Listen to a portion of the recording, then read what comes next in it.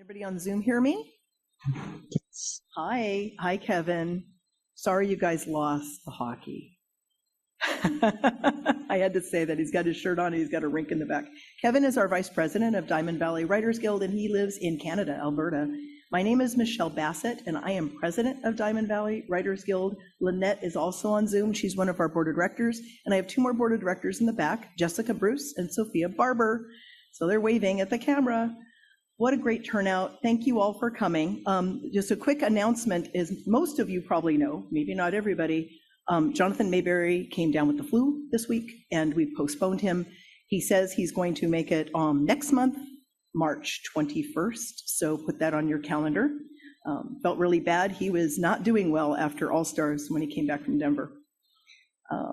So please, everybody on Zoom, if you could mute your mics if you have not done so already. As the day progresses, I'll ask for people to unmute. If you have questions during the presentation, we'll be moderating that. Lynette will be moderating it online. I'll be moderating it in the room, but we encourage question and answer. Absolutely. Website. Kevin, would you like to give an update on the website? So I had a couple of sleepless nights, so I did a bunch of updates to the website, mostly trying to automate some of the functions that we do. There's a couple more menu links now. There's one for resources, which I kind of copied from a few other guilds that offer resources for writers and aspiring art writers to point them in the right direction for various references. The other thing I did is I made some member-only forms. So if you go to the member books, underneath the member books, there's actually a link to add your member book. And it's just an automated form that emails me the information that I require to add your book to the page. There's also one under the new Contact Us page for adding your shout out. And that actually makes, it's more or less just a streamlined way to add your shout out and make sure that it's members that are doing it. Other than that, I've added a bunch more stuff on the website. I've redone some of the member profile areas because as I said last meeting, Wix discontinued the forum system. So member profiles, I've kind of updated the FAQs and how-tos on that. So by all means, go update your member profile if you have social media and personal websites and an author bio or any books on the page, make sure your member profile is up to date.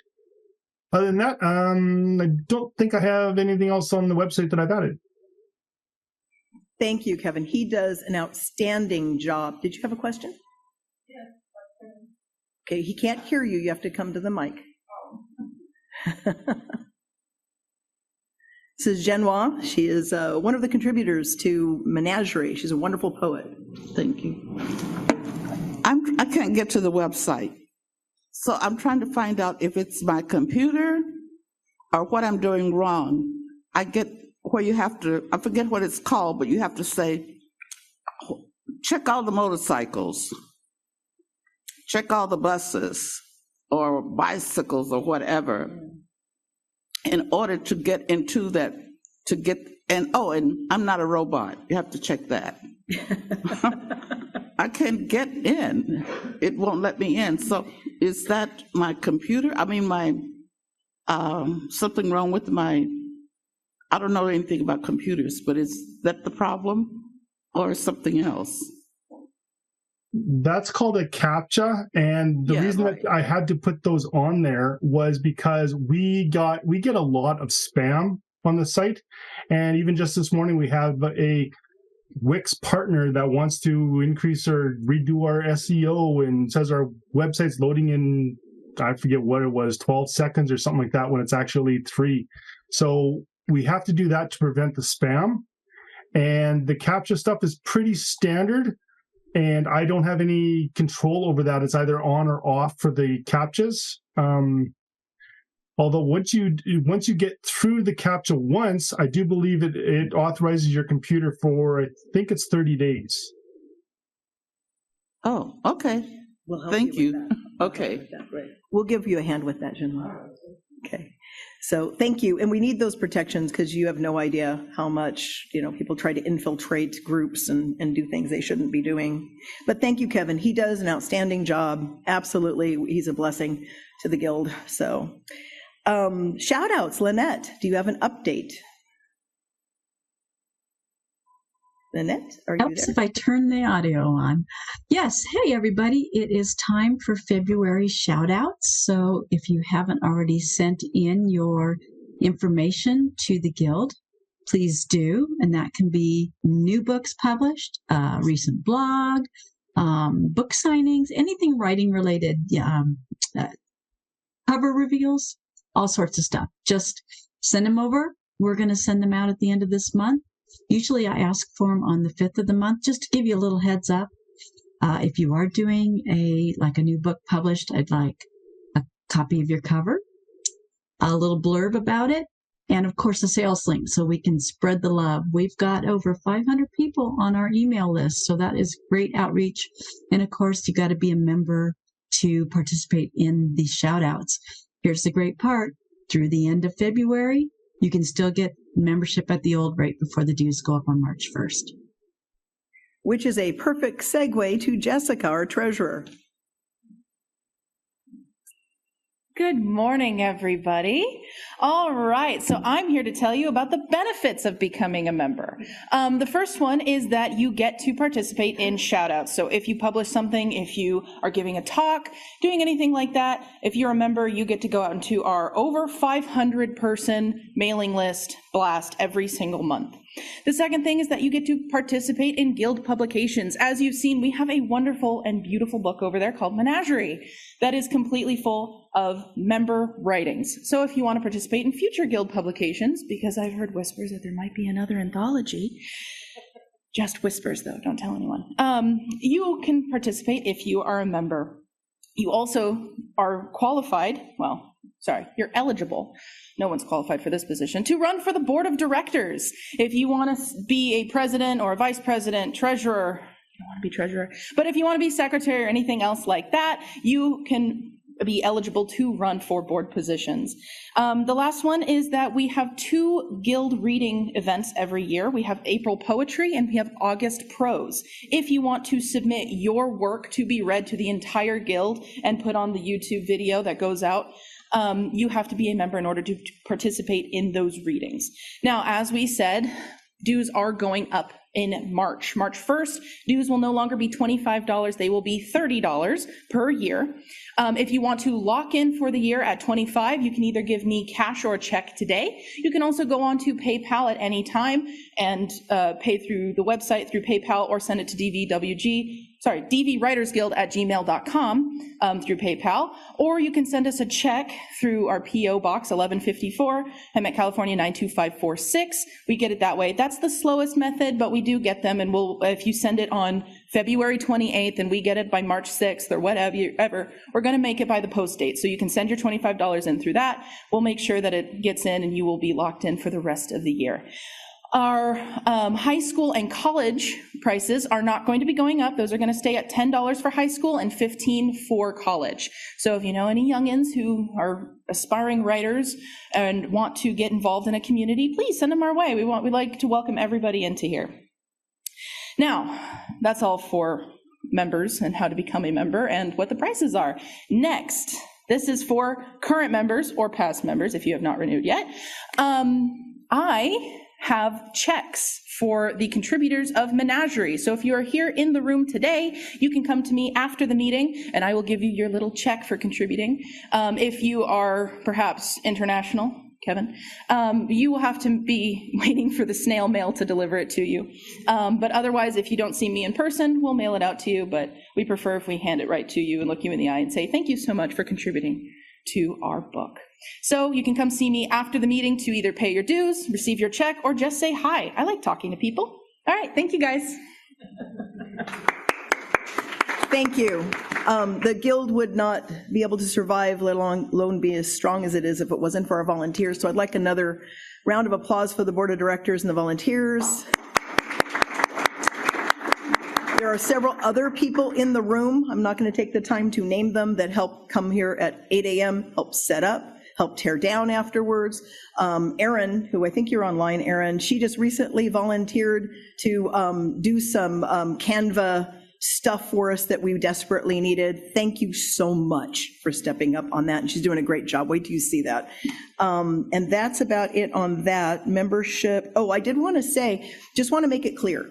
You do not have to be a paid member to participate. We never turn anybody away on Zoom in the room.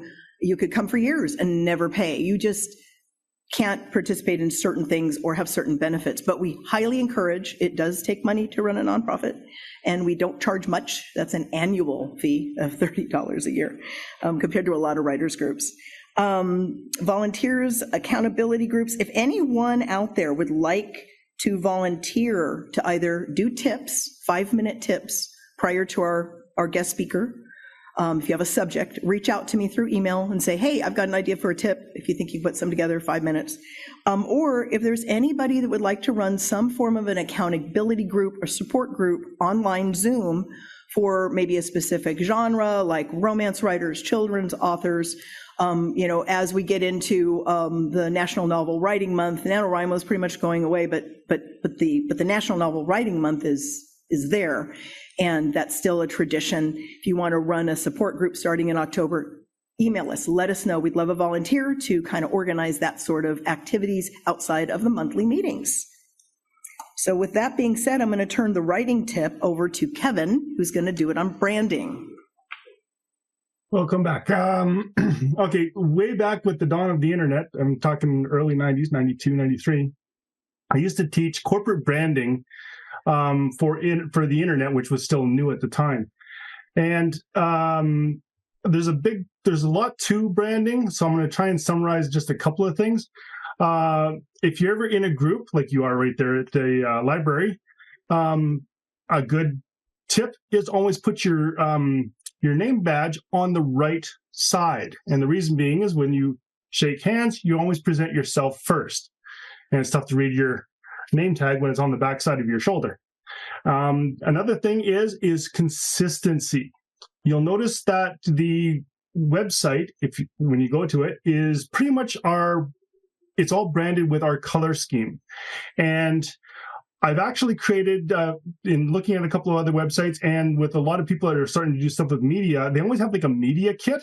So underneath of the resources area, I've actually got a logo and style guide that actually goes over the official DVWG colors, how to use them, and a bunch of sample logos that are good for light backgrounds, dark backgrounds. So you can add a DVWG logo and link to your personal website or social media if you want to. And then for any emails, you should always have a consistent signature that points preferably to your website, which is therefore your hub for everything you do, like all your social media accounts and everything, which can change on a whim.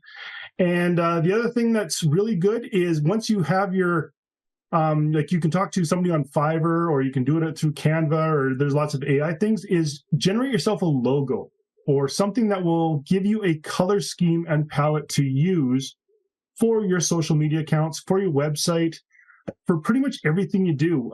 Branding is the number one way to build your reputation, or what's one of the top ways to build your reputation, and consistency is the key to that. I don't know how much more I can go on to this part, but there's a whole bunch of stats that I once had that for like a logo, for instance, on a vehicle, it takes the average person 10 times seeing that logo for them to remember that company. So it's kind of the same thing for emails and stuff like that. It's going to take people to see your logo and your brand several times before they'll remember you. So that's all about, that's what you need to do, is brand yourself and get it so that you're in your back of mind. Like they can just automatically identify you from something that you do consistently. Hopefully that helps. Thank you, Kevin. He's an expert in a lot of different areas, isn't he? He's such a resource.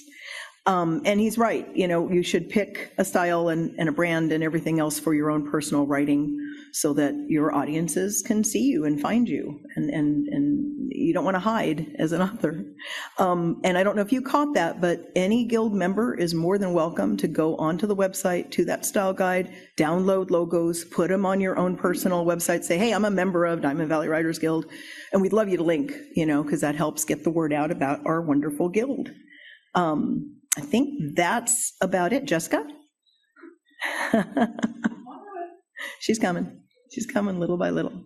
Oh, while she's walking up here, Kevin, just off the cuff, how many books, member books, do we have on the website now? How many members, not how many members have books, how many books are on the website?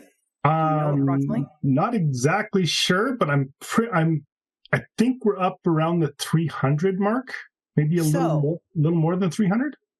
To put that in perspective, you have to be a paid member to have your book on our website. We have about 300 publications on our website, and our membership is not nearly that high. That means there's a lot of very proactive and productive writers out there who have found value in joining Diamond Valley Writers Guild. I just wanted to plug our authors. Take a look at our website, look at the books that are available there. Go ahead, Jessica. Hi, me again. It is my absolute pleasure to introduce our speaker for today. Steve Capone Jr. is an award-winning author, screenwriter, and publisher. In its first 2 years of operation, Capone's Whisper House Press has released horror anthologies, Cost of Living, Dread Monkeys, and Year One, earning 4 spots on the Bram Stoker Award recommended reading list for 2025 and nominating 6 stories for the Pushcart Prize. His own fiction includes a host of anthology shorts and the League of Utah Writers Gold Quill-winning Max in the Capital of Spies. Steve previously provided editorial assistance on the DVWG's Menagerie and looks forward to the Guild's next project. Can we please have a warm welcome for Steve Capone?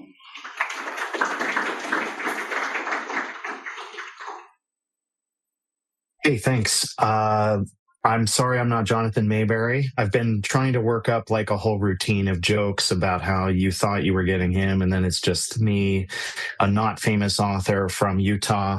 But I think I can do a pretty good job today at providing some value to you.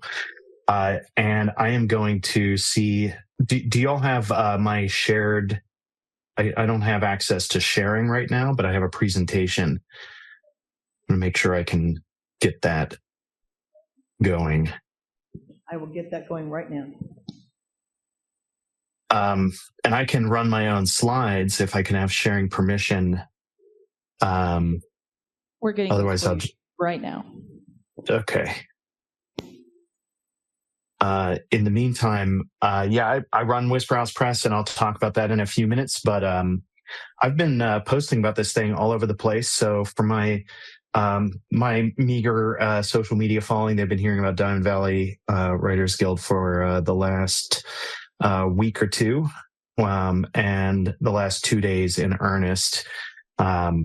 Since Thursday, I chatted with Michelle and got the heads up that I would be on. Okay, cool. I see that I'm allowed to share, so I'm going to share my second desktop screen.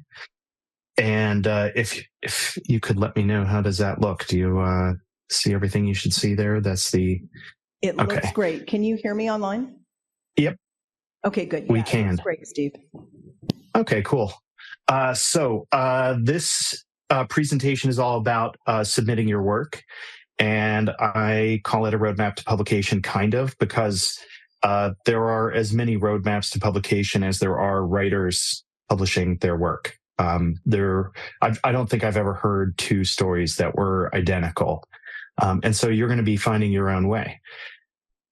But that's okay. We're going to work through some of the key shared elements here and talk a lot about what you have control over, because there's so much stuff that you don't have control over. It's probably a good idea to figure out what you can control. And this is our agenda. We'll do a quick intro, talk a little bit, just do some key terms so that we're on the same page on those things. Talk about manuscript prep, how to get your story ready to send out, and then figuring out to whom you should be sending your work. We'll talk a little bit about payment structures, and then we'll work on the actual submission package, including a bit of logline workshop time. I have some questions and some participatory type things, and then talk about how often you should submit your work, and then hopefully have time for Q&A. I do have my notepad here and my phone, so we should be okay on making sure timing is good. And if you haven't noticed, the they've got the link to the slides in the chat if you're online. If you're in person and you scan this QR thing, if the picture is big enough, you can follow along the slides. And if the reason I provide that is sometimes there are some links in here. There are some things that they offer to share out the links, but there are just so many things in here that it's good if you just can actually just click on stuff yourself, and or we can provide it later and you can check it out later. But there's kind of a lot to this. So let's talk about Whisper House Press just quickly. We publish and promote horror capturing life's mundane absurdities. We're committed to empowering and lifting diverse voices, radical transparency and fairness, and to celebrating human creativity. Talk a little bit about this throughout. We're going to use Whisper House Press's current call for submissions as a kind of case study. Not everybody writes horror, but you'd be surprised what actually counts as horror. When I talk to people about Whisper House Press, I say that we are like, our vibe is Franz Kafka meets The Twilight Zone meets Stephen King. We're heavy into social commentary and critiques of bureaucracy and absurdity. Kind of crank up the absurdity to 11.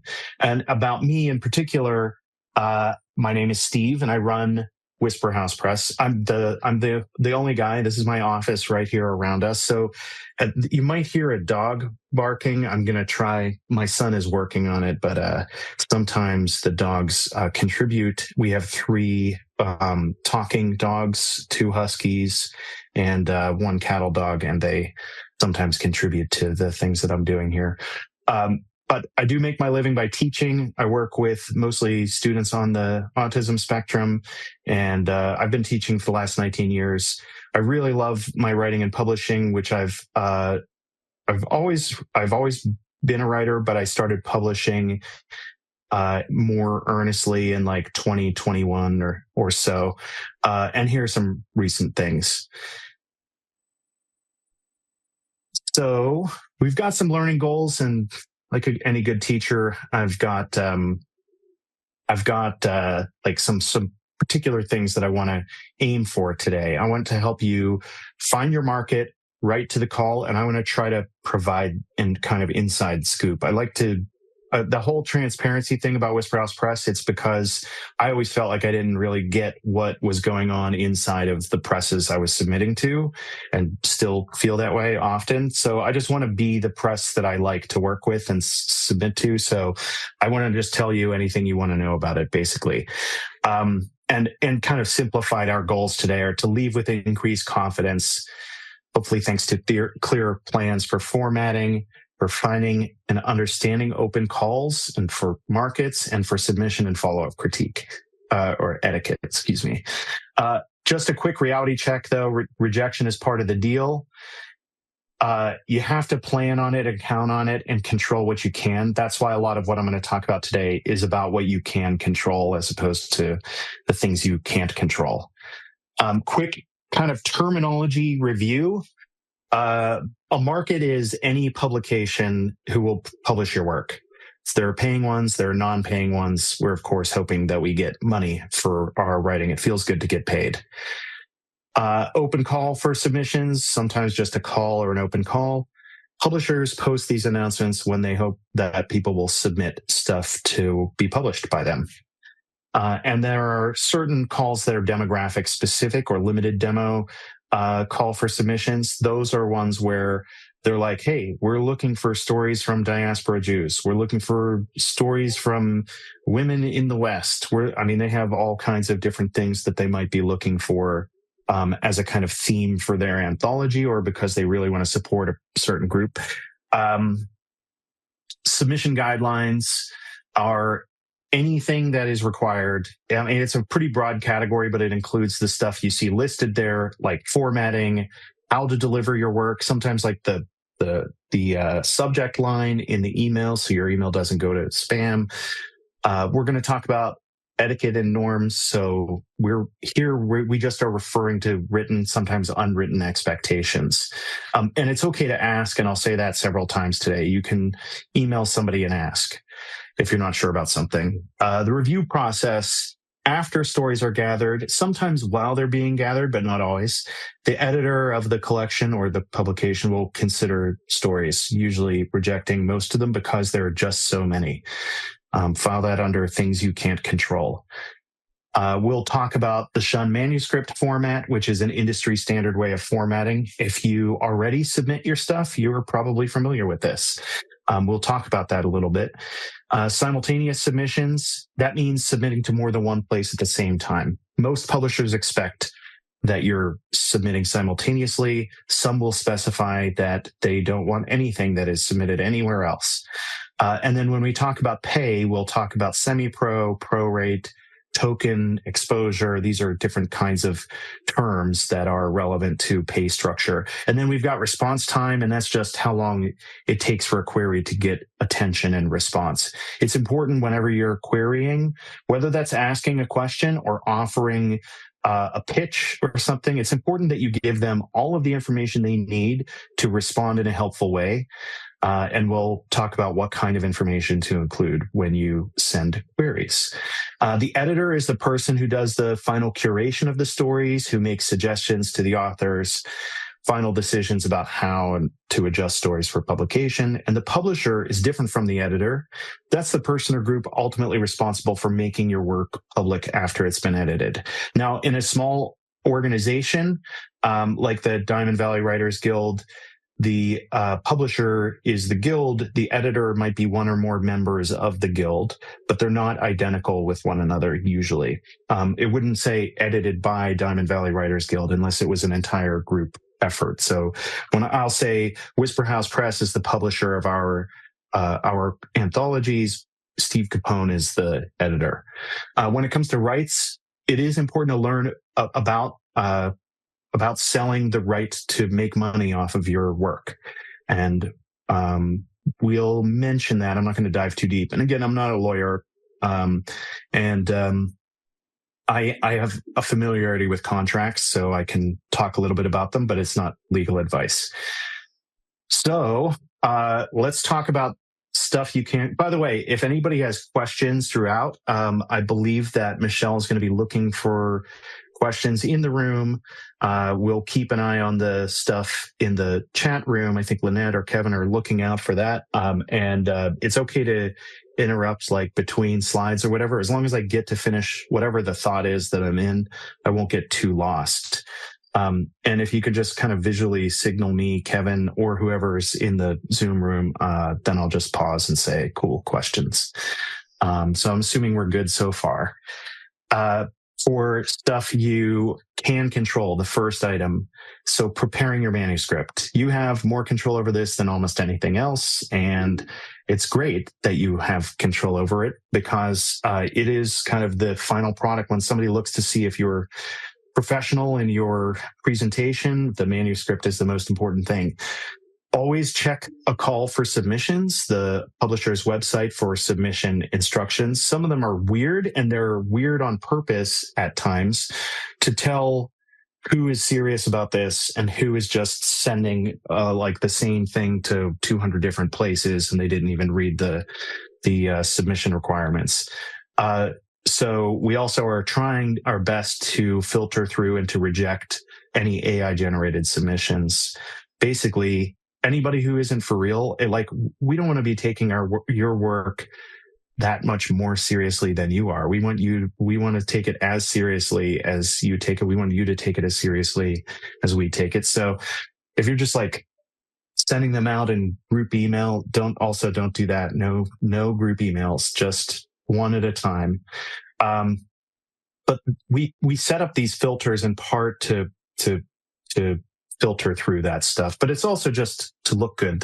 If they don't specify exactly how you're supposed to format the story itself, the Shun format is the kind of, that is the industry standard.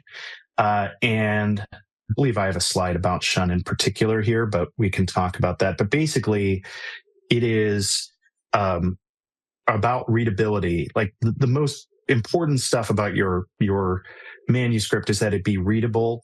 something easily readable. Don't get creative with your font. Don't put stuff in different colors. Black on white is standard so that we can read what you send us. Make it clear who you are. And this is shun formatting here. Make it clear who you are by putting your last name on the top of every page, right-hand side, so you can use the header if you're using a standard software. Include full contact details at the top of the first page, left-hand side. And that's shun formatting, and it's helpful for us knowing who you are. Now, there will be sometimes there's a blind review where they instruct you to remove any identifying information. So pay attention to that. If it's a judged review where they're like, we've got this special guest judge panel, that happens kind of fairly often enough that you need to be aware of it, that you'll have to pull your name and your contact info off the manuscript, but kind of standard is to expect it to be there. Do not put any extra lines of space between your paragraphs. Use a centered, well, I call it a pound sign, but we don't use phones anymore really that have pounds. I guess on our cell phones we still have that, but the kids call it hashtags. So put that little symbol in the middle of the page if you have a scene break. Make sure you have a new line of text for new speakers. These are kind of standard things. The word count is really important to put on the top of the first page, right-hand side. So if you're using MS Word or Google Docs, you can create a header and then have the first page be different. That's an important thing to do. The word count is really important because if we're imagining how much it's going to cost to print the book. I mean, not all publishers are editors, and not all editors are thinking about the cost of the book, but I am thinking about like, well, how long is this book going to be? 65,000 words, 70,000 words. How much is it going to cost to print? And I have specific things I'm looking for, like 200 to 2,000 words is what I'm asking for. So if you don't have a word count up there and I'm kind of guessing, I might misjudge it and might not be able to read it. I try to read everything that comes to me, but it is very helpful to know that kind of stuff. Now, if you want more depth about manuscript preparation, there are these things called style guides. The main one is the Chicago Manual of Style. If you are in high school or college, it is actually unlikely that you're using CMOS very often. I mean, I feel like I learned how to use it because I went to the University of Chicago and they like to use the University of Chicago Manual of Style. And in philosophy, which I was in academic philosophy for 10 years, they tend to use the Chicago Manual of Style as well. But most other places, until you get into fiction publishing, it's usually like MLA or something else. So be aware that Chicago Manual of Style is pretty much the standard style guide for fiction publishing. And it's a huge book. It's on sale right now for 50% off. I don't work for Chicago, but it's a really helpful book to have, and it's a nice doorstop too. I put the lights on top of this to frame things. But if you're not a publisher, you may not need the actual book. You can just Google like how to do spacing, CMOS, or Chicago Manual of Style, and you'll get all of the most useful stuff just for free online. They do that on purpose. But having the book is kind of cool because it'll tell you, like, if you're a self-publishing author, it'll tell you like the order of like copyright page versus title page. Like, do you know offhand which thing comes first? I actually have to look, and I've designed 4 or 5 books now, so I have to look like what thing goes first. What's the correct order? Like, do you know that you're supposed to have a blank page if you end on a certain number? Like, these are things that CMOS will help you figure out. This is a clickable link. So if you did the thing where you opened up the presentation, you can click on this if you want to. This is like it's a part of a series of 50 something behind the scenes notes that I've put up on whisperhousepress.com. And it goes way more in depth. And I offer you like my house style guide that is a kind of an expansion on CMOS. So yeah, this is what the Shun Format website looks like. There's a classic and a modern. It doesn't really matter which, but I usually use this modern format. But it is okay. And I want to say this again. Emailing with a question is a really good thing. If you email with a question showing that you really want to do the right thing and get things right, the publisher is more, I mean, now, if it's a giant publisher, they just may not respond because this is what happens with giant, big organizations. But for most of us, independent presses, small presses, even medium-sized presses, you can usually get an answer just by asking a straightforward question. I tend to get a lot of questions about my submission requirements, which we'll look at in just a few minutes, and that's cool. Let's talk about AI. This is a great time in case someone has any questions on style guide, submission format. Is there anybody in the chat that would like to ask a specific question or don't understand how to format their manuscript for submission? Anybody? Or in the room? Anybody in the room? Good time to pause. You did such a good job, Steve. You did such a good job. They have no questions. Kevin? I was actually just going to point out that with regards to the Chicago Manual Style, that's one of the links and resources that is currently in the resources area of the website. Right on. Thank you. Nobody in the room seems to have a question. Cool. All right. So whether we're in the room or online, I'd love to hear if people have an immediate reaction to the idea of AI in publishing. And if you want to know about we do have a question. I'm sorry, it just came in just as you started again. I hate to interrupt you. Oh, yeah, that's all right. In the chat. Cole, do you want to unmute and ask your question?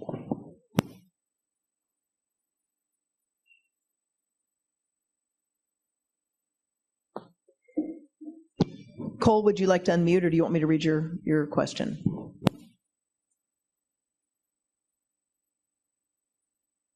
Okay, well, I'll read it. When it comes to submitting, I am nervous. I am 23 right now and almost done with college. Is it okay to wait to publish my book? Paul, that's a good question. I personally, and I'll talk about this at the very end, but I think you should submit as soon as you feel like you have something that fits what the publisher is looking for. And we're going to talk about targeting specific markets, but if you, for instance, let's say you had a 500 word, which is, short flash fic, social media horror story that you think is kind of cool, but you're not really sure about, and you were thinking about submitting it to MyPress, I would just say go for it. You're not going to you won't hurt any future chances by getting rejected now. We'll put it that way. If it turns out oh, this isn't a good fit, well, guess what? Most of the stories aren't a good fit. And I don't keep a list of people whose work has not been a good fit on one occasion, because there are so many reasons why a thing might not be a good fit that it might have very little to do with your story in particular. For instance, for Dread Mondays, which is workplace horror, I had 600 something submissions, and I would say fully 400 of them were boardroom corporate environment horror stories. And guess what? If you wrote a mall kiosk horror story, you immediately had a better chance than anybody who wrote a corporate horror story, because you were probably the only one who wrote that mall kiosk story. And you may or may not be strategizing that way and thinking that way, but look, maybe you write a great corporate horror story and it gets rejected because I already have 10 great ones that I know I'm going to accept, and you can't do anything about that. So I would hate for you to withhold that amazing mall kiosk story just because you're well, there are so many submissions and I'm not sure. And the reasons that people get rejected from these things are so far out of their control most of the time that if you have anything that you think is, hey, this is pretty good, I want to give it a shot, you should just go for it, because you have zero to lose, except for maybe a few moments of sadness until you realize that you're going to be, if you submit a lot, you'll experience that whether or not you are wildly successful or not. Stephen King. I mean, all of these writers talk about their rejection piles. But most recently, I interviewed Stephen Graham Jones, who wrote The Buffalo Hunter. Last year was on Obama's top 10 list for the year, and he wrote The Only Good Indians. He's my favorite horror writer. And he talked about having something like 700 rejections racked up. And I mean, the guy is like a prolific, like, master of the craft, and he's still getting rejections. So it's really not necessarily reflective of anything that you're doing if you get rejected. I mean, it could, but once you cover the things you can control, just go for it. I hope that answers your question, and we'll try to help you feel less nervous, but you're probably never going to get rid of that until you just submit a lot, get rejected, and realize that it is not the end of the world. I recently just got rejected from the call for Need. It's a horror collection anthology about like addiction or something about needing things. Like there's a whole vibe to it. And I wrote a story about a guy who is like on the spectrum, having like this echoelaic repetition of sound and needing to think about his past so much that he's afraid of losing his past, and he just thinks about it so much he's sacrificing his present, which to me is kind of a horrific situation, and it is something that I relate to. But they rejected it, and I just have to assume, I guess they were looking for a different vibe. That's fine, but their call was the reason I wrote this good story. So I'm just going to find 5-6 other places to send it right now. So it's, it's not the end of the world when you get rejected, because you will. Yes. Yeah. And belonging to a group like this is great, Cole. Like showing up, talking to people is helpful. Okay. So you may have had a moment or two to think about this. I'm wondering if anybody has any immediate reaction to the thought of how does AI interface with writing and publishing? And it's an intentionally super vague question. I just would wonder if anybody could just throw out thoughts. We're not going to solve all of your thoughts today, but I am going to give you a kind of approach to think about. Anybody in the room? We do go to the mic. You have thoughts and reflections about. We have someone in the room going to the mic now. If you're on Zoom, just stand by and we'll have you unmute in a minute. This is Greg. Go ahead, Greg. Okay. In some ways, we all use AI, whether we know we've been using it for years because we have computers. It corrects our spelling. It does all the nonsense that, a lot of times, you research something and you go in and you dig deep and, go through hundreds and hundreds of deals, and you end up with 2 or 3 pieces of information you really can use. AI in the future, I think, will be able to write in a way that we won't be able to detect that it is AI. We'll think that it is just the way that it is. I think there are a few politicians that are probably using AI extensively right now. But I don't think we necessarily need to be afraid of it, but we also need to know that we have our own voice that is always going to be different than anything that AI can come up with. And it's possible AI can now write an entire novel with characters.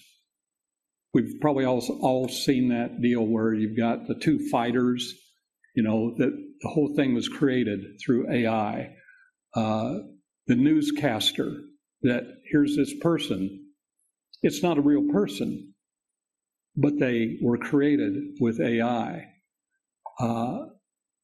We should be careful of it, but we can't be terrified of it, because our minds are where the stories come from, not AI. What do you think?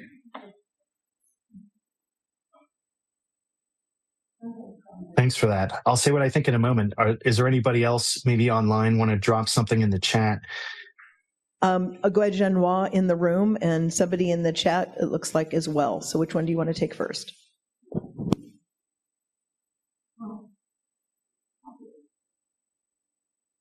Go ahead, Genoa, you go first. And Trond, be ready to unmute, okay? Okay, my comment is just my experience with AI. My son had me do some AI format programs to rewrite some of my stories. Well, the stories that the AI wrote they're good, but they're not my words. They were words that I would not use to describe anything. So because of that, I wouldn't use AI to write anything for me. I mean, and also it's repetitious in what it does. So that's just my comment. Thank you. Okay, Trond, go ahead and unmute. Sure. Hello, everyone. So I was one of the early adopters of ChatGPT just to explore it and play around with it and see what kind of use it would be. And the more that comes out about the environmental impact and all that. Anyways, I'll read what I put in the chat. The environmental impact of AI disappoints me, as does the typical low effort product. That said, it's here and it will usurp several functions that people used to do. I personally will not use it because it lends a sameness to the tone, and I feel the actual person's voice is always going to be better than what AI will provide. Thank you. Okay, I saw another hand here in the room. Go ahead, Al. And if there's anyone on Zoom. This will need to be the last one. Okay. Otherwise, I know we could go on.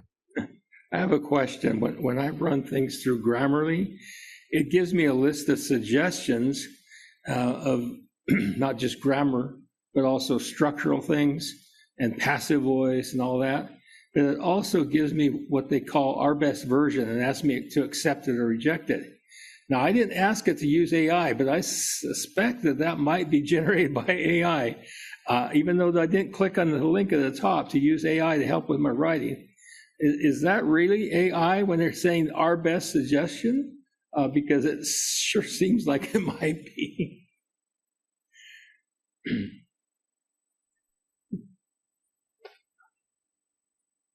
Pardon me, I just have to take a drink. I forgot how to drink my coffee.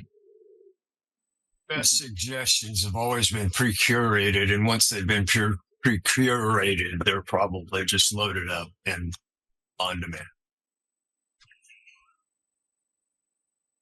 Okay, thanks everybody. Thanks for bearing with me for a moment. So, just kind of like full transparency, and if you read the draft AI policy, you'll get this pretty quickly. Whisper House Press is not 100% free, AI free. We don't use any AI in any creative process. We don't want any stories written by AI. We have what I believe is the best and most forward-thinking approach to trying to prevent AI from leaching into our product. We don't use AI art. We hire only humans to do our art. We hire only humans to write our stories. The reason I say we're not 100% AI free is because I use it to help me code the website. I use it to help me look at contracts.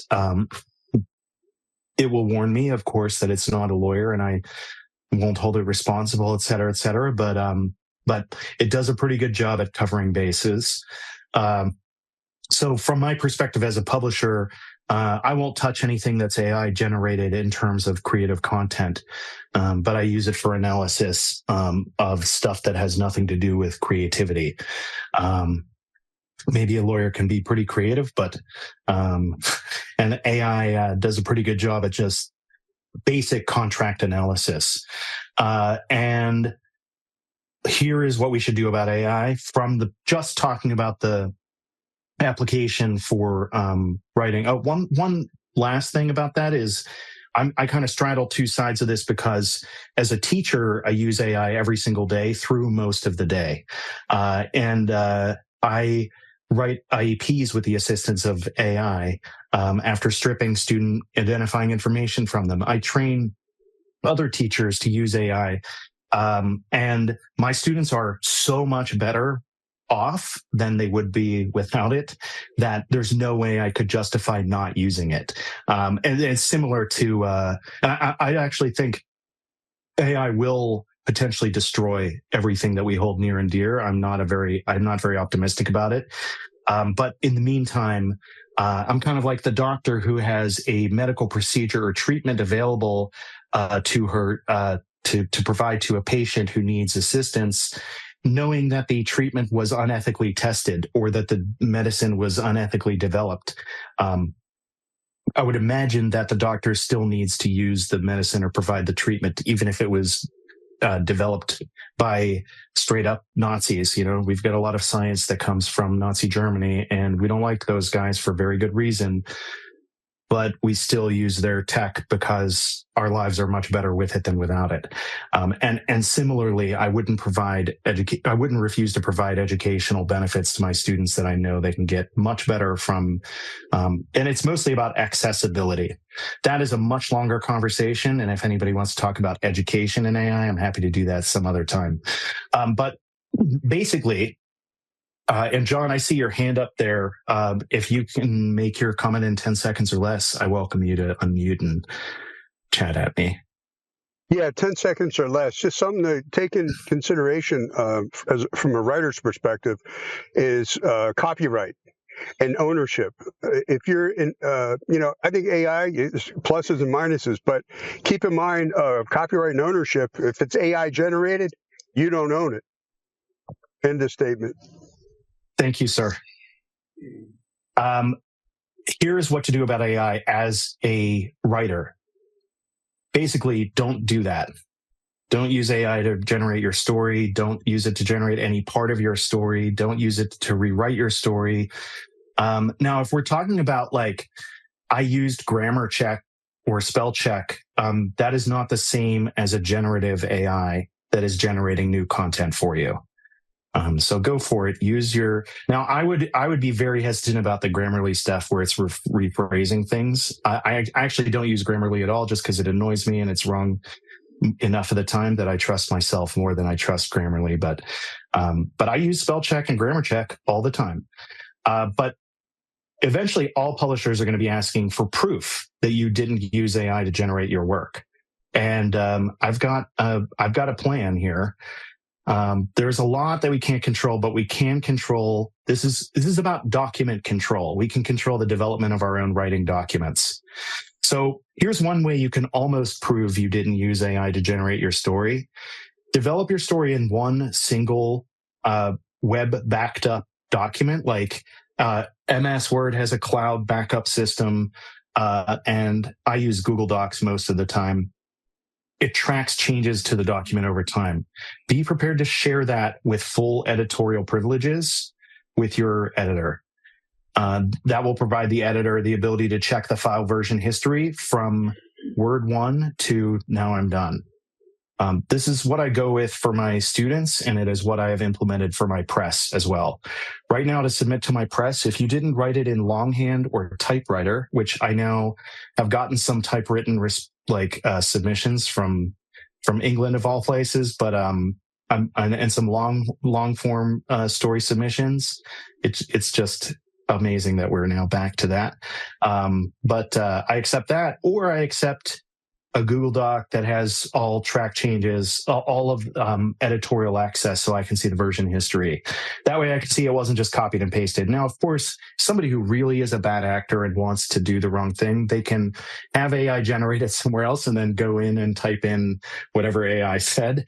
But it at least does a good bit of road blocking, and it allows me to look at the development of the story. So here's what it looks like. And this is me using Whisperhouse Press as a kind of case study. And we'll use the doom scroll call for submissions, and I'll make this bigger as a case study. And we will not be able to go through everything in super good detail, but I just kind of want to run through what it looks like, what a call for submissions looks like typically, and what you should kind of look out for. So up at the top, I will say this, AI suggested that when I wrote my thing, it was like too wordy, and it said, put up at the top your top 3 policy things so that people know what's really the most important thing. So the window of submission for us is this month and next month with an extension for limited demographics. And what it's about, social media horror, 200 to 2,000 words. And then the policy, we have a strict humans only policy with specific Google Doc requirements. So it says, read the details below before you start writing. The submission guidelines are kind of like do's and don'ts. And this is unique. Like the specifics in here are unique to us, but everybody is going to have some kind of do's and don'ts, or here's what are like deal breakers for us. Like we don't want the dog to die in short. If you kill the dog in the story, we're rejecting your story. If you have sexual violence as a part of your plot, we're not interested. That is not to say that you can't write a good story with this stuff in it. I'm just not interested in that, and I won't publish it. And so that's something you would need to know if you're submitting your stories to us. Don't use AI to produce your work. Submit only original. Now, this is a really common one. Do not send previously published material for places that are asking for original stories. And if you put stuff on your personal blog, it's published. You can't submit that story if they don't want pre-published things. Though you can look for a place that accepts what are called reprints, but you have to make sure that they're cool with that. Make sure you're writing on theme. And I mentioned go ahead and submit elsewhere. And then this is very standard. If your work is accepted elsewhere, let us know. And here is the other kind of keyword, multiple submissions. So there's simultaneous submissions, and then there's multiple submissions. We don't want you to submit more than one story. If you make me pick, I'm going to pick one of them at random and read it like it's going to be annoying to me. Most places don't give you homework, but I've given you kind of like what to look for. And if you get the vibe of these kinds of books and stories, then you're going to get kind of what we're looking for. And then I have a note on authenticity, and I try to reassure like anybody submitting that I really want to hear from their personal experience or who they really are, what is true for them, but I don't expect them to mind their personal traumas to submit to our collection. And then I have the very specific directions about how to submit, what to include in your cover letter, when to submit, and like here's your extended deadline. And then on fairness, we don't begin reading submissions until all the final deadlines have passed. That way, you're not going to be worried like, oh, well, if I use this extended submission window, am I getting dinged for that? Does that hurt my chances? I try to be very clear about that. And then here are the clarity statements on what promises I'm making. But I tell them like, we're not going to run your story through AI. I don't analyze anybody's stories with AI. There's no element of my editorial process that goes through AI. We like what we're buying here. These are like the rights. And when we talk about you needing to know what you're selling, it's important to know what kind of rights you're selling. We're asking for first rights to publish, and the rights will revert to you after a few months. And then I actually have a link to our contract. But in most places, I think don't give you a link to their contract. But I'm trying to be very straightforward about everything that we're doing. And then here's this big long thing about what to do to submit the thing with following the document control anti-AI policy. This is really about taking the AI conversation off the table. I don't want to have to worry, did the person use AI? AI detectors are notoriously awful. They do false positives and false negatives at a tremendous rate. And in fact, they do false positives at a greater rate for neurodivergent writers.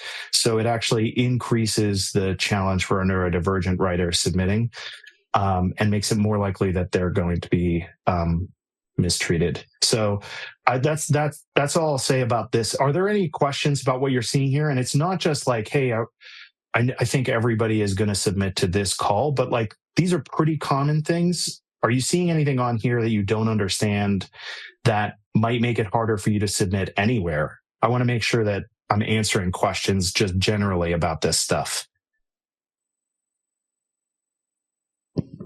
Anybody on Zoom? Anybody in the room? Here comes Greg to the mic. How much stock in Google do you own, and why don't you use Word docx or something? I have just used Google for the last 12 years. So actually, I was a beta tester for Gmail in like 2003, or I don't know if beta tester is right. I was an invited user, when they were trying to build like oomph for their product, when you had to like get an invitation.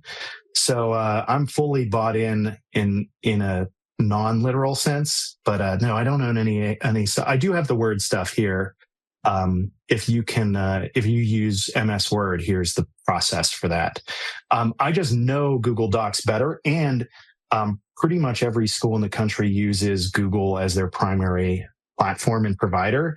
So all of my stuff is kind of tuned into how I do it with students. And I have all of my kind of systems for managing files I do through Google. Now, that said, and if you go to my YouTube channel for Whisper House Press, you'll see how to shut off the default AI stuff on Google. It is by default looking through every file if you don't shut it off. So I shut off all that stuff. I don't want the author's stories that I put in my Google Drive to be scanned by the AI product. I'm not interested in. I try to protect the authors as much as I can. So Trond asked, I love that. I can see an issue where somebody wrote a story that fits the theme but never published. I would say I would not be able to accept that story. And that is the consequence of us living in this AI world. I've had to say no to a few people who sent me notes saying like, hey, I wrote this a long time ago. And it's like, if I don't know you and your process, I can't make any assumptions. And I want to be able to, A, vouch for the fact that I have implemented this process across the board, and B, I want to be honest when I'm saying that. So there have been a couple of people who have had to say, I'm sorry, but I can't help you with your submission. But people who had technical questions, like how do I make this work in my case? I'm like not awesome on computers, like that stuff. I'm super happy to like walk people through. I even made on that page I just left, there's a link to a video about how to follow the policy, like where I'm showing you the click paths and that kind of stuff in like a walkthrough video. Again, like everything I do for my teaching career, like comes into play here. It all fits together. Any final questions about that process, or like anything you saw that, how do you find out about a company's restrictions when it comes to submitting? So I'm actually about to show you that. So here's what it looks like when you're looking for those kinds of restrictions. Symphony, if they hand wrote something, they can send it to me. That's great. Or take a picture of their handwritten thing or whatever. I try to be flexible, and I realize this kind of policy creates an accessibility barrier. So I'm aware of the fact that I'm also making it more difficult for people to submit, and I recognize that kind of sucks. I am sharing my screen. Does everybody see my screen share? Okay. If you want to submit to Harlequin or you want to submit to Flame Tree Press, you just Google like Harlequin submissions or Flame Tree Press submissions. I will go through like some of my favorite books and collections and look at who published it, and then I'll Google that company's website, and there's usually a button up top that says submissions, and then it'll give you this kind of stuff where it shows you what you should be including in your submission. And we'll talk more in a moment about what to include in your submission. Here's stuff you can control. Part 2 or item 2, you decide who gets to see your work. this is what it should not look like. Nobody should be asking for a payment to look at your work. Like that's a surefire sign of a scam. Now, there are certain mediums, I hate that word because it should be media. There are certain media that have always required payment, and so it's not a red flag. That includes university published literary journals where they're so underfunded that they take $20 per submission, and I that makes me sad, and I usually just don't submit to that. Or a contest. So like if you are like, I just submitted my my book to the Independent Book Publisher Association, like yearly best of something or another, and it was like $40 to be a part of the contest. But if I win, they're going to give me $500, and the money goes to this nonprofit specifically. They have a story, an explanation of why they're charging. But the standard thing is, if you're seeing a call for submissions and it says just send us money and we will publish you or we'll read your stuff, it is most likely a scam.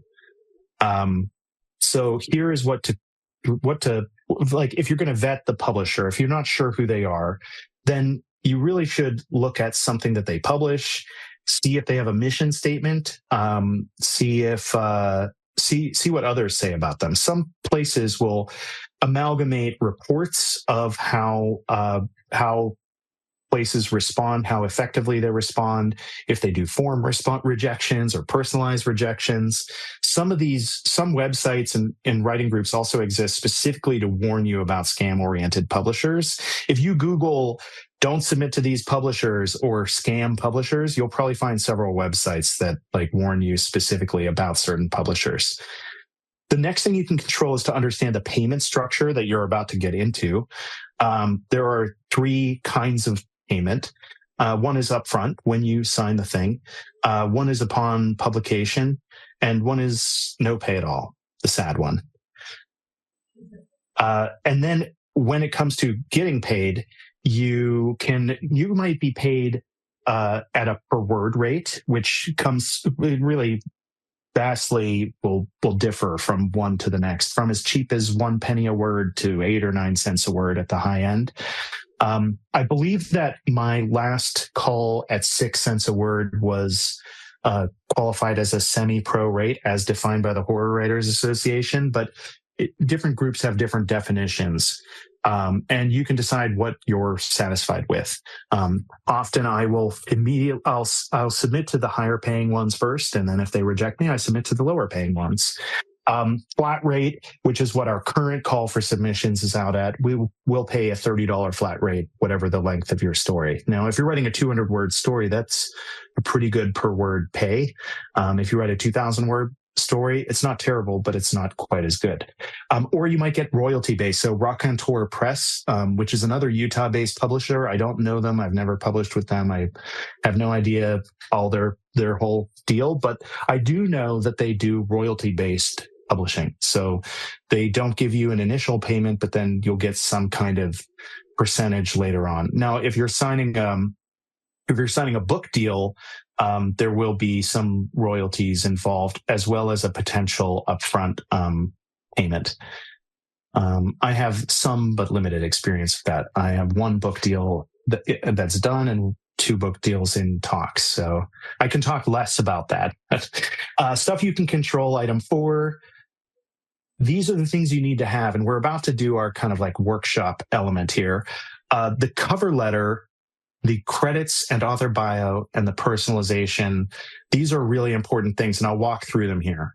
Cover letter is just a note that you send with your submission. You got to have it short and sweet. Be kind, offer a greeting, include your story title, your word count.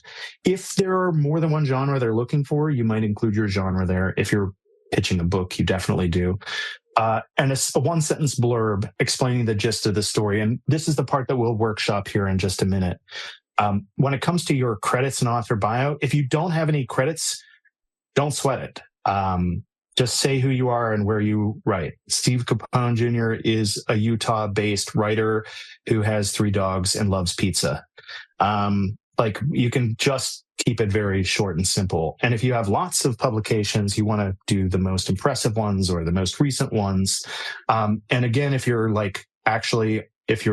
following along, there's a clickable link here about suggestions. Personalization, never mass email publishers. If you know names or can find them, use names. If you don't, just say to the editor or to Whisper House Press's readers. Even hello, good afternoon. I would personally, and this is definitely change. It depends on to whom you are submitting, but I would avoid the to whom it may concern or dear sir or dear madam. Culturally, that is, I think it's becoming more of a red flag of AI or of bot submissions because it seems overly formal for what American publishing is today. That is just my impression of it. When I see dear sir, I'm like, uh-oh, this is probably an email I'm rejecting. Like I'm probably going to be deleting this email. I might not even open it if my summary of the email, not summary because the AI stuff's turned off, but the like the first few words that it shows me, if it says like dear sir, I'm like, okay, well maybe this isn't at the top of my list. If you have ever met this person or have any knowledge of their personal life where appropriate, you can use that in the cover letter. I would be lying if I didn't say people who talk about my dogs in their cover letter didn't get a quicker look than somebody who doesn't mention my dogs. And that's true of a lot of folks. It may be less true. I mean, it is like every business is personal, and knowing a person is more helpful than not knowing them, of course. It didn't help me that I know the publisher for the Need anthology. My story just wasn't a good fit for them. So it's not a guarantee, but it certainly helps. Here are some QR codes. You can look at one of my query notes for one of my books. The one that I have linked here on the left, I had a couple publishers like specifically ask me to send them something. And so I wasn't kind of super crazy about it's going to be the perfect query note. I was more conversational. I wasn't really worried about it. I gave them what they needed to know. And then I asked for critiques from AI for the purposes of this presentation. And then I have a new and improved query note over here. Beware that some publishers, if you touch your query note with AI, won't read your submission. So be aware of that in the submission requirements as well. I personally don't care. Query notes are not reflective of if you have a good story or not. And I don't look at that as a creative work. So before we get into this, we're going to do a little bit, 15 minutes here of workshopping. Does anybody have any questions about any of these elements here? And if it's something that I will be addressing later, I'll kind of punt it for a few moments. But if anybody has questions, right now is a good time for me to get those questions. Any questions in the room or on Zoom? If you're on Zoom, go ahead and unmute and ask your question. I'm not seeing anybody in the room. Anybody on Zoom? Okay. Cool. So getting into a bit of a logline workshop here. Many of you have probably heard of loglines. You may have even done a logline workshop. It's a really common thing in these groups, but we'll see if I can't provide you something useful. So a logline is one or two, at most, sentence description of a story that tells the key elements. This term comes from screenwriting, but it is really highly applicable for all forms of writing. So who's the protagonist? What do they want? What's their goal? What are they facing? So what are they up against? And what's at stake? What do they lose if things don't go so well? A great logline is also a vibe check. For those of you not in Gen Z or Gen Alpha, just like what's the feeling of your story? That's what part of what your logline should tell us. Like, what is the story genre? We should be able to tell something about that from the logline as well. Maybe, hopefully. It should be short and sweet while cramming in as much info as possible. Here are some Capone originals for your critique and consideration. I've written 2 of the 3 books that these describe, and the third one is in talks now. So here are my 3. The one that I most recently wrote was for Jimmy versus Communism, which is named as such because I'm great at naming things. Jimmy McCall is as big an anti-communist as a kid can get, and his family is well respected in their working class community. But when the McCalls fall under suspicion for having communist sympathy, Jimmy loses his place in the world. Can you tell what the genre is from that? Like, can you tell who the audience is from that log line? Any thoughts about, can anybody kind of call out what they think the intended audience is here, or what genre this story might be? Middle grade?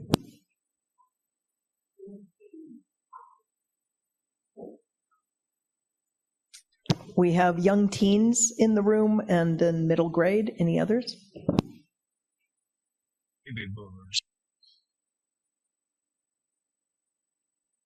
So this is for a young adult historical fiction. And if you want to classify it in a genre, it would be an espionage story. Ditto for the one at the bottom. This is a YA historical fiction espionage story. And up top, this is YA historical fiction, probably not espionage, but I haven't written this one yet, so we'll see what it is. Here are 2 upmarket romance pitches. These 2, well, this story is under consideration right now. I wrote this one up top in 2020, and then I wrote this one a year later, kind of like narrowing it down. And it might be interesting for you to consider how the logline changed from one year to the next. Really, what I wanted to do was eliminate the unnecessary words and try to make the framing a little bit clearer. And I think you get the idea of the protagonists, and what they want is a forever family. And the sacrifice they'll have to make isn't really clear here. Maybe that could be made clearer. But there is something to sacrifice. I think it sounds cute. But I'm speaking about my own work, so there you go. Take it for what it's worth. Can anybody want to give me some advice about this second logline?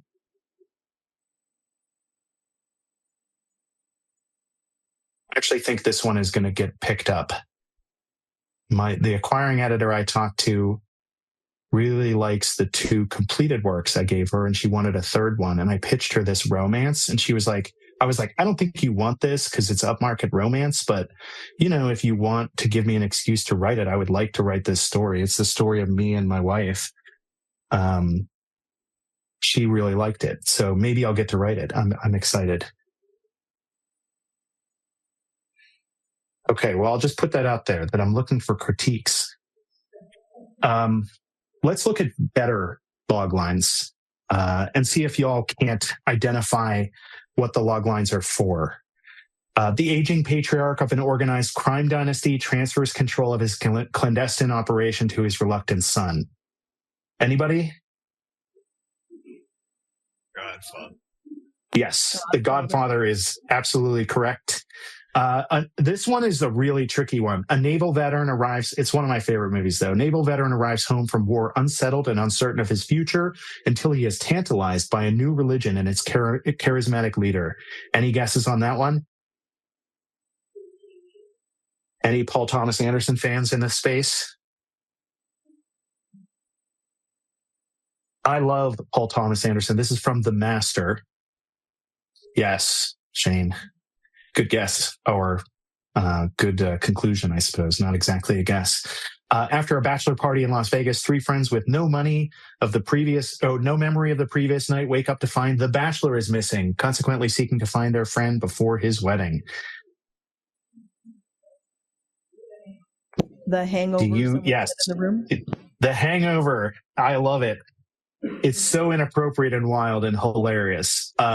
A fashionable sorority queen is dumped by her boyfriend and so decides to follow him to law school, where she figures out that there is more to her than just looks. Yes, one of the greatest movies of all time.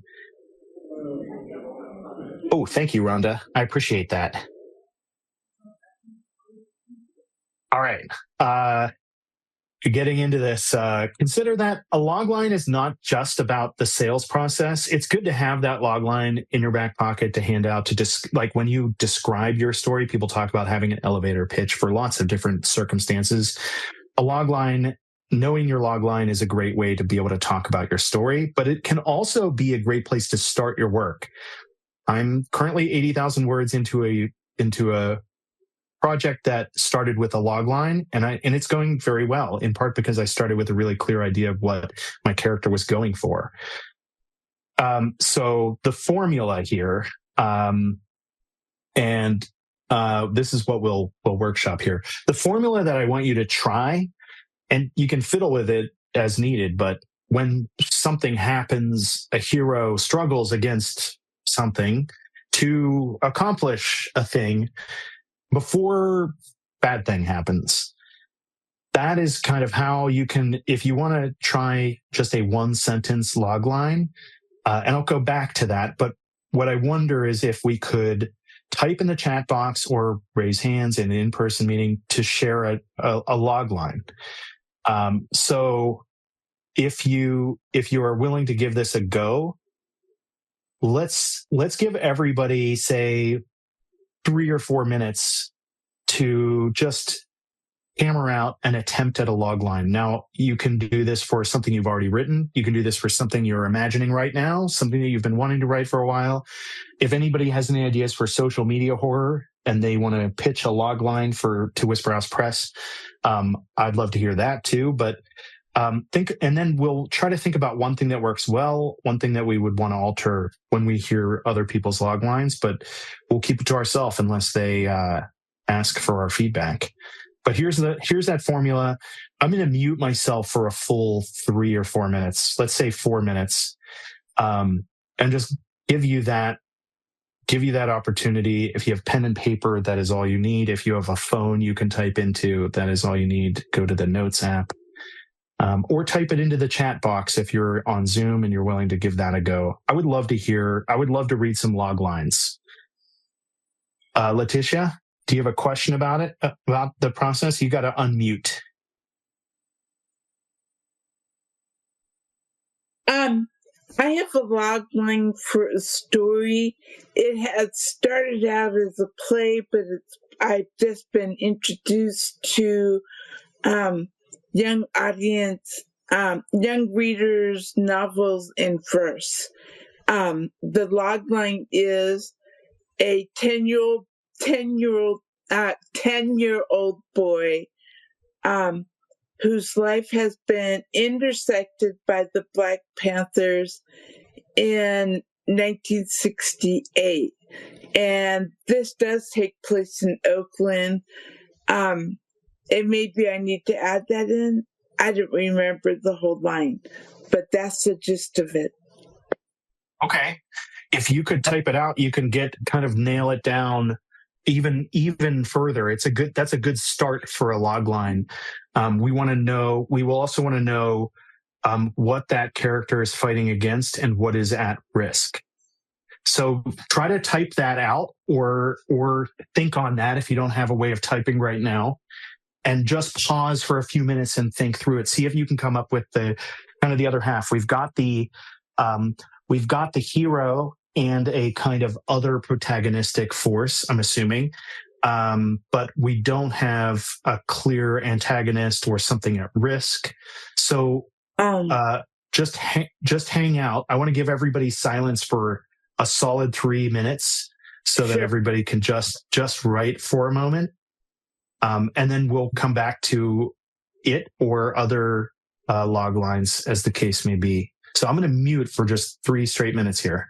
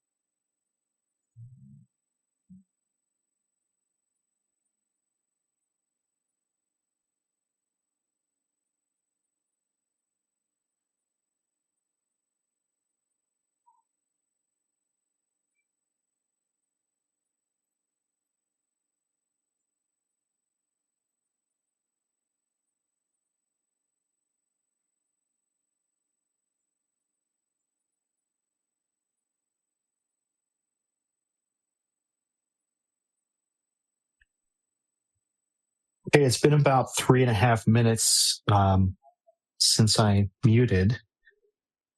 I am kind of scanning the chat right now, and if folks in the room, maybe we could hear maybe two from the room. If folks want to share a logline draft, I'm not going to criticize or offer feedback to anybody's other than mine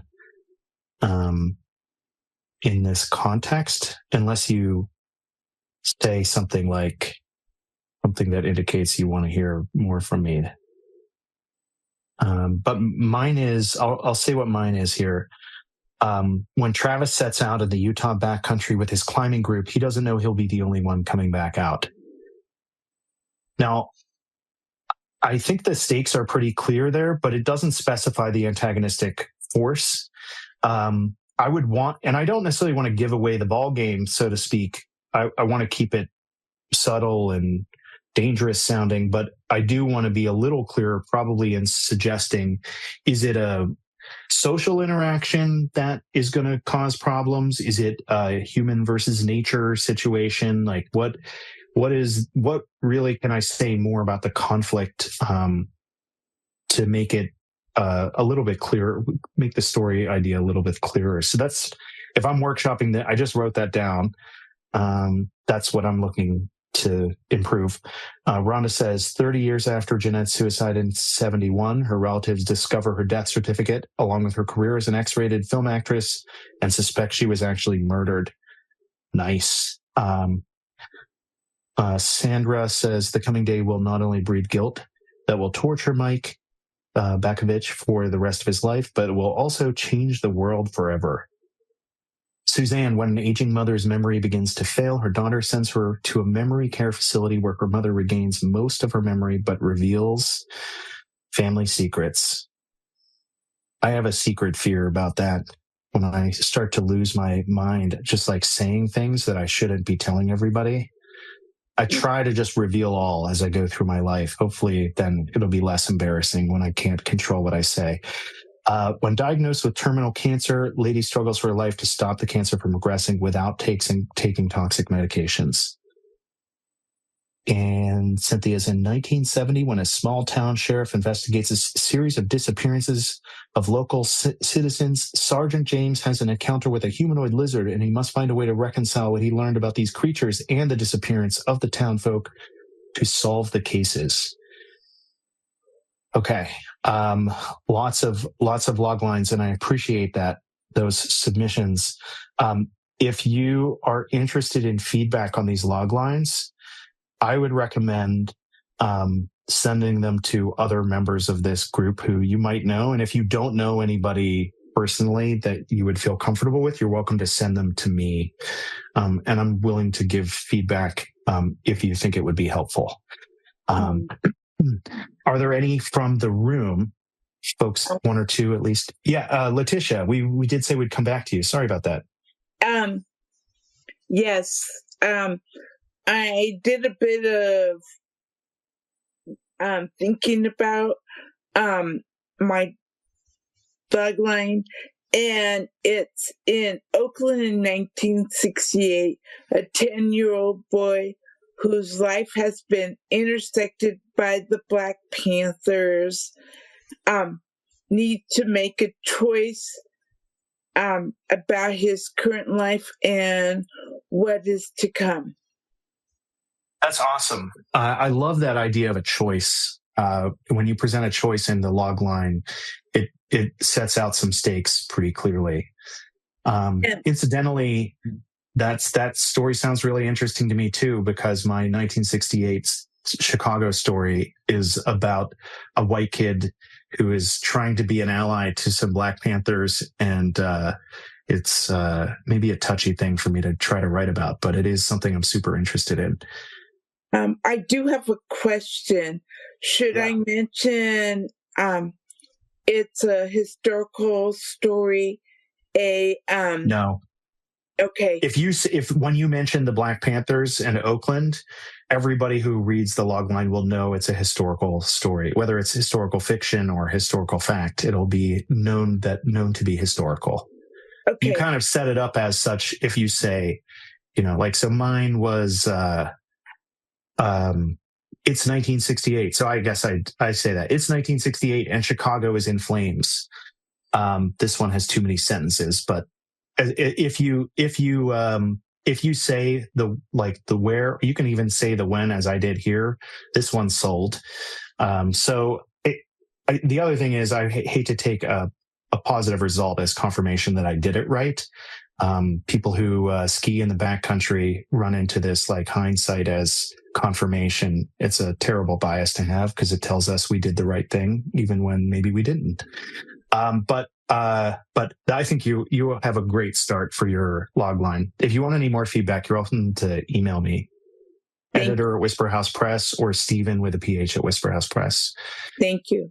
Yeah, you're welcome. And I can say that I have enough time. If anybody emails me this weekend with a log line, I can get back to you this weekend. Okay. I would love to move on to our next section. Are there any like kind of last thoughts about log?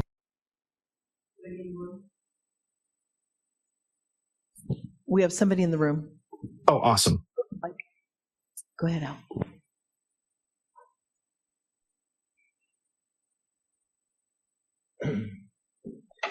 This is from the short story that I'm plotting right now. I wrote down, while Kira is hunting to feed her clan, she must face the long-standing hatred between three cultures so each of her new friends can survive. It's kind of that sounds awesome. Futuristic fantasy story. That sounds cool. Thank you. Al, right? Yeah. Thank you, sir.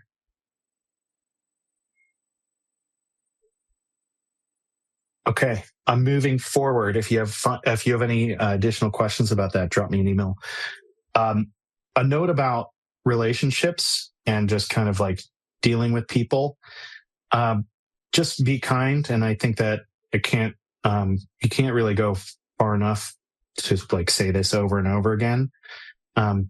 Be kind when you're submitting, when your cover letter. Be kind if you're following up and asking a question. Be kind during the editing process. I'm not saying you need to be a doormat and let people be rude to you and inappropriate toward you, but if your response to critical feedback is not thank you for the feedback, then you've done it wrong. You can ask questions about it, but if it's a defensive response, and it's not going to help you. It's most important to assume good intentions of everybody involved. And I, as the publisher and editor, try to do the same, assuming best intentions. I would suggest that, and getting away from the be kind thing, I say that 3 times here, but then you can get to know the publishers and editors that you hope to work with. Now, more than ever, lots of us have a public persona or a public, my persona is not any different than my actual reality, but many of us are online, and if you can find us on Blue Sky, you can find us on TikTok or Instagram, send us notes. A lot of times we'll specifically post like, hey, I'm opening up for submissions. Agents will do that on Blue Sky on a regular basis, where they're like looking for somebody to submit a certain kind of thing, and they'll post it on Blue Sky, and you can send them a direct message and say, or when you submit, you can say, hey, I saw your post on Blue Sky. This is in response to that. Anything you can do to get to know the folks will be helpful. Attend conventions and conferences if it's accessible to you, if it's possible. Some of them offer scholarships if you should need the support. I hesitate to say like all conventions are useful, but anytime you're going to get a chance to meet with folks who are doing the thing that you want to do, or who are publishing the stuff you want to publish, anytime you get some FaceTime with them, and it's not really like, I always hated that idea of networking for networking's sake, but just meeting people who are doing the stuff that you're into is a good idea. I mean, whether we're talking about business or writing or the business of writing, it's just good to run into folks. And I cannot tell you how many times I have had an opportunity because I just decided to show up somewhere to be supportive of somebody. Last night I went to a book signing at a shop after I had like 4 hours of sleep the night before. I was exhausted. I didn't want to do anything or go anywhere. And I had to stay at work until 6 instead of 3:30 when I thought I was leaving. And I did not want to go to this book signing, but I really liked these two authors. I'm friends with the two authors. And they are Judith Sonnet, who's well known in the indie horror scene, and Elizabeth Suggs, who runs Collective Tales Publishing here in Utah. And they were both signing at the Central Book Exchange in Sugar House. And I liked the shop and I liked them. And as I showed up, lo and behold, there was another guy who might have a job opportunity for me just standing there, because I have been to other things that this guy's been to. And I just try to be friendly with everybody wherever possible. And if it helps to not think of it as networking, just think of it as being friendly, because that's all it takes, really. When it comes to submitting your work, though, you do really want to think, like, in terms of etiquette, you do really want to think about what is expected, what is appropriate. And it is okay to query afterward if you don't hear back. Sometimes the submission call itself will say, our expected response time is X. Or when you submit something, like I send a form confirmation that I've received your submission, and it stipulates, like, here's our reading period. If you should not hear from us by this date, feel free to query. And of the hundreds of submissions I've gotten in the last 2 years, there were 2 that totally disappeared on me, and I didn't respond to them. And then they queried me and I was able to respond. One of them resulted in a publication. So you can query just kindly and say, like, hey, my name is so-and-so. I submitted X by a submission method on a certain date. I'm wondering if you could give me a status update. I just emailed an editor 2 days ago I won't name the press, but they accepted my story 2 years ago to publish a year and a half ago. And I heard nothing from them in the last 12 months. So I emailed them yesterday and I was like, hey, I was just wondering if there's an update on this thing. Let me know if I can be of any help. And they responded the next afternoon saying, I'm so sorry. And there's a story behind it, but it was okay. And now I feel a little more comfortable and confident. Yes, this thing is going to happen. When it comes to where you submit your work, I would highly recommend finding the amalgamator that works for you. So this is a term that is used in other contexts, but to amalgamate is to, like, gather together all in the same place. So there are some places where, specific to your genre, there may be a site just for that genre, amalgamating all the calls. So Horror Tree is the horror one, where if you're writing horror and you go to Horror Tree, you'll see all the things that are happening in horror right now. And we horror publishers send our stuff to Horror Tree to ask them to publish for us. There are other places like Submission Grinder, Submittable, and Duotrope. All of those are kind of searchable lists of presentation or publication opportunities of markets. Submission Grinder in particular is really great at if you create your free account there and you put in, like, add a piece, you can add a story to it and you can say how many words it is and what genre it is. And then you can search based on the parameters of your story in particular. And you can search based on, do they pay? Do they not pay? What do they pay? Do they accept simultaneous submissions? You can really narrow down. It was how I found 5 new places to send a story the other day after it got rejected. Authors Publish is a newsletter. There are a bunch of these newsletters floating around where, for free, because they just want more readers and more eyes on their page so they can maybe get some ads or something, who knows. But Authors Publish has sent out like 600 emails in the last few years of just publishing opportunities. And as a publisher, I make sure I send Authors Publish my calls for submissions. You can also find stuff on Reddit, on TikTok, Instagram, Facebook. Blue Sky is the place where the American publishing industry largely lives right now. Since Elon took over Twitter, most of us, if not all of us, have departed for warmer pastures, warmer waters, something like that. Greener pastures, warmer waters. This is what the submission grinder looks like. You can see that they have a nice, helpful kind of list of the most recent activity of the people are logging. I like to keep track of stuff here. It's not perfect because, of course, people forget to enter stuff, but there are charts and things about like what their frequency of acceptance is and what percentage, like what their regular response time is. Pretty helpful. And we're coming up on the close here. Stuff you can control. You can't control acceptance numbers. So you can control submission numbers. Some people set a rejection goal.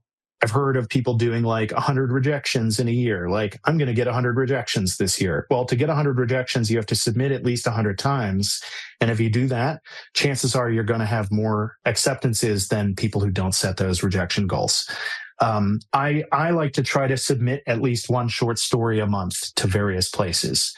Ray Bradbury said it's hard to write 52 bad short stories in a row. He tried to write a short story every week. That's a little too ambitious for me.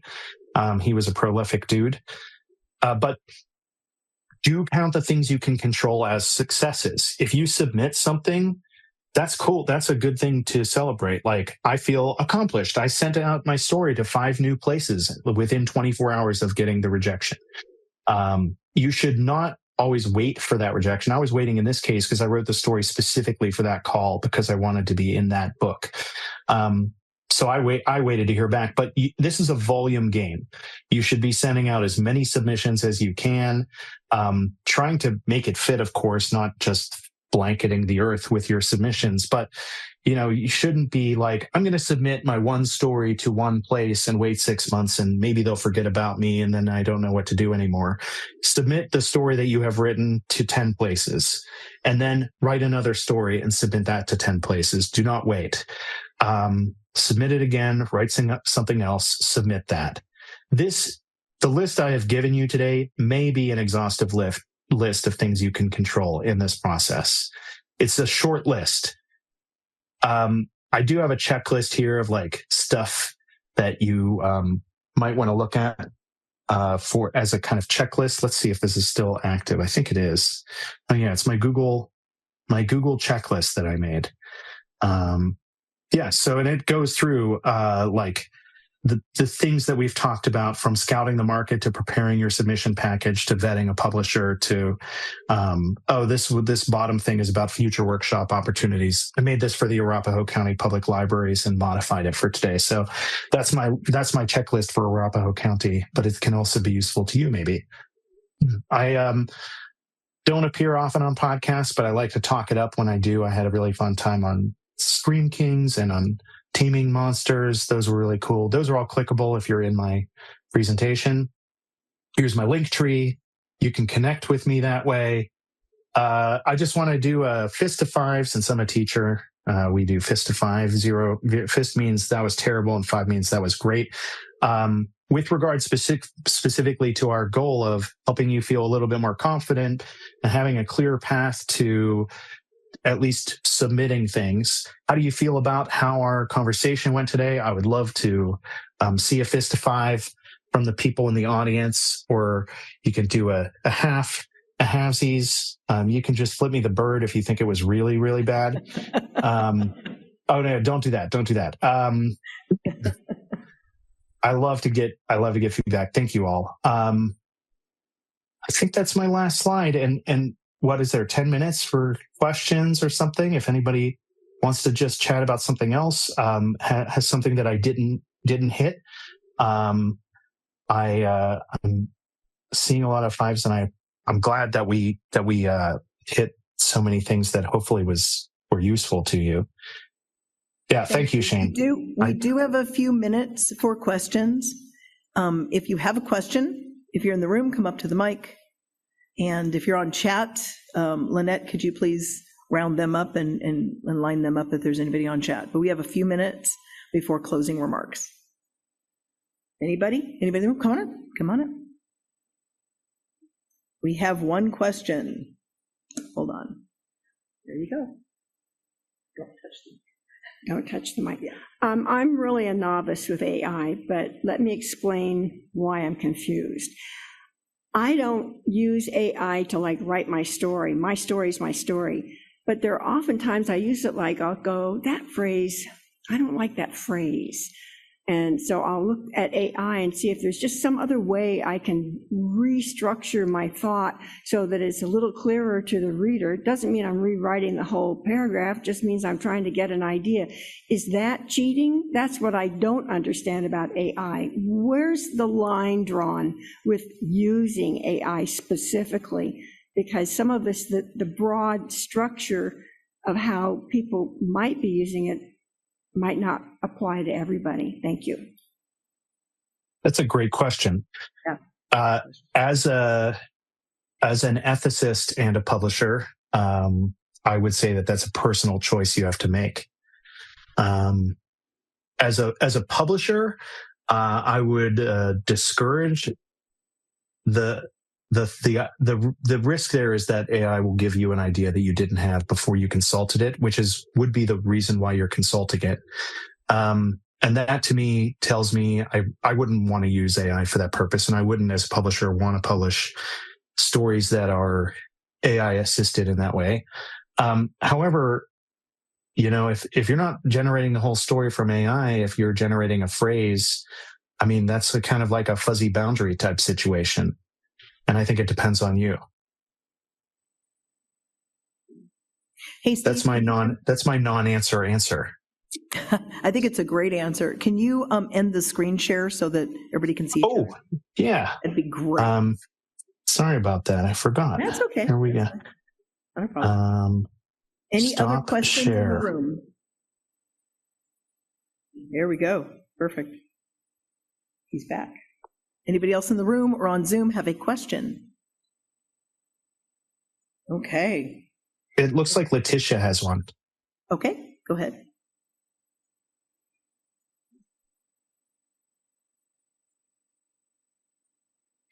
Letitia, unmute.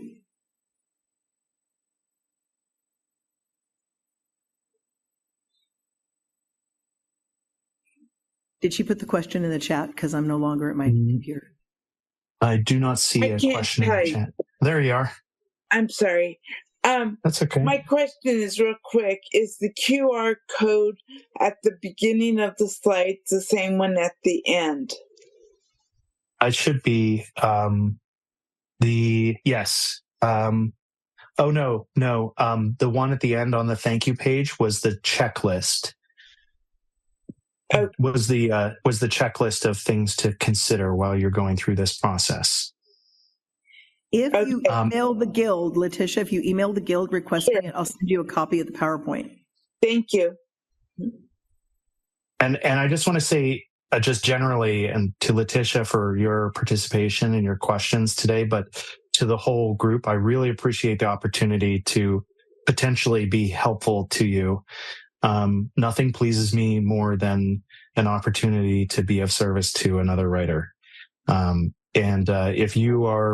If you're just like getting into writing and publishing, if you have more questions, you can email me.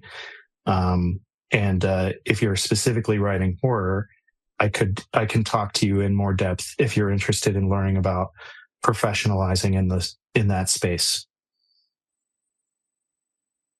Thank you, Steve. Can I get a big round of applause for Steve? Thank you again for stepping in with about a 48-hour notice. I do appreciate that.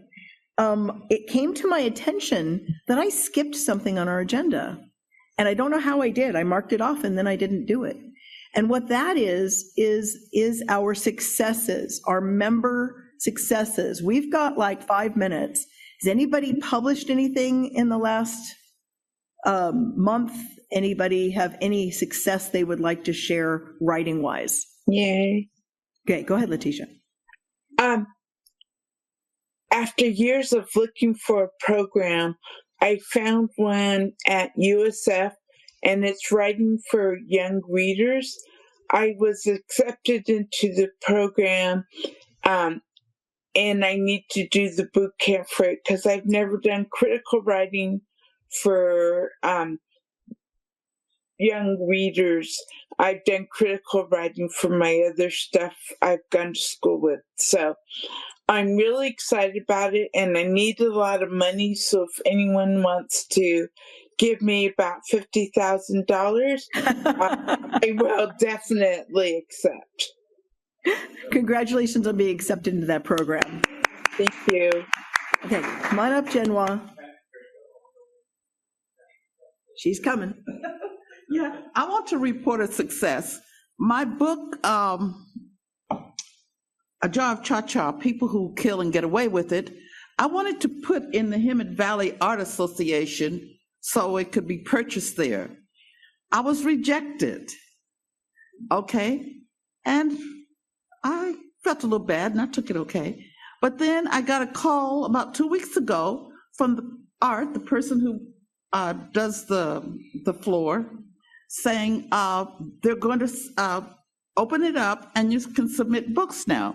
I submitted my book to the President Lynn. She looked it over, and now my book is sitting there in the Hemet Valley Art Association building, if you guys know where that is.